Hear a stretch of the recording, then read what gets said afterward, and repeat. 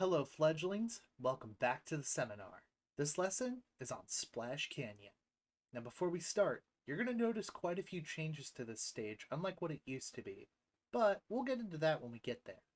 Also, you'll want to have learned what momentum jumping is for this course, should you choose to play speed type here. Without further ado, let's ride. Splash Canyon. Speed type.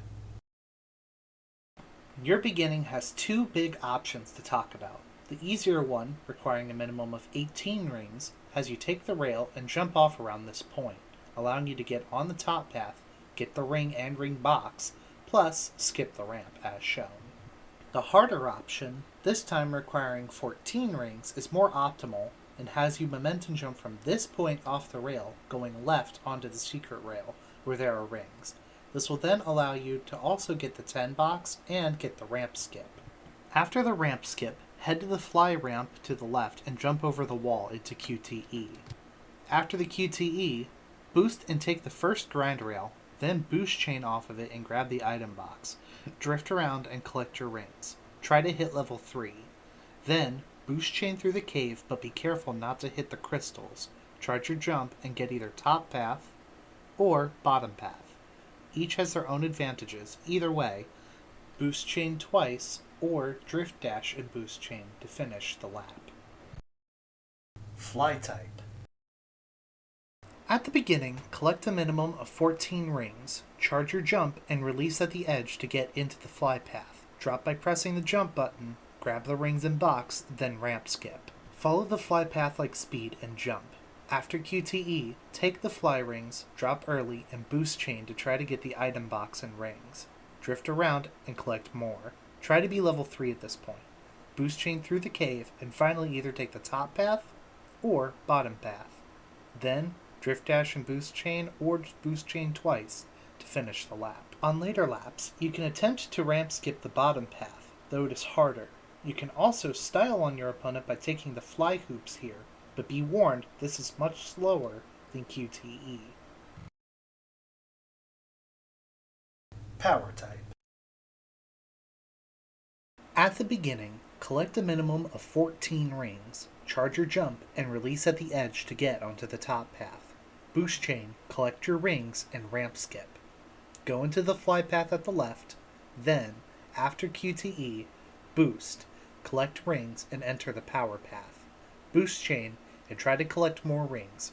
Drift around doing the same and boost chain through the cave, hitting the crystals. Either take bottom path or top path. Then boost chain twice, or drift dash and boost chain to finish your lap. Like fly on later laps, you can attempt to ramp skip, but it is harder. E10G. At the beginning, collect a minimum of 14 rings, charge your jump, and release at the edge to get onto the top path. Boost chain, collect your rings, and ramp skip. Go into the fly path at the left, then, after the QTE, boost, collect rings, and go through the typeless path near the grind rail. Take the dash panels and continue grabbing rings, drift around and continue, then boost chain into the cave avoiding the crystals. Then finish out your lap with either bottom path or top path. Like the other types, you can also ramp skip off this bottom path. Alrighty everyone, no notes today. We're skipping straight into the recommended gears for Splash Canyon. So let's go ahead and start us off. Got Omnipotence, pretty much for all characters. Pros, every shortcut type can be utilized. The only issue is, here in the cons, that 2 of your 3 type shortcuts are slower. So the only one that's not is really your own. The other thing is that it's actually slightly slower than most gears. I believe its boost speeds are slower than most, and so I believe it's top speed as well. So that's also an issue you gotta work around. Next up, the Chaos Emerald, or Supersonic, Hypersonic, any of the super characters really. The pros are that they're really strong both interaction and speed wise. You can really kind of keep a consistent edge there. It really kind of does depend on the super character. I feel like, especially for something like Super Tails, The cons there is that they can be weakened heavily if not enough rings are collected, and yeah, they're heavily needed here. So you've really got to work on your ring collection if you want to stand a chance using supers. Next up, High Booster, for both speed and power. So the pros, of course, it's extremely fast for getting around the track, and there's plenty of ways to keep air. The only issues is that if not enough objects are hit, or you're not grinding enough, you end up not having enough air to boost, and you lose a lot of time. The other issue is if you are a power type, you may also have low air on the first half of the track because there's not really any power objects for you to hit. Next up, Berserker for the fly types. So, Berserker effect counters attacks. That's huge for fly types, especially since you may end up getting hit quite a few times.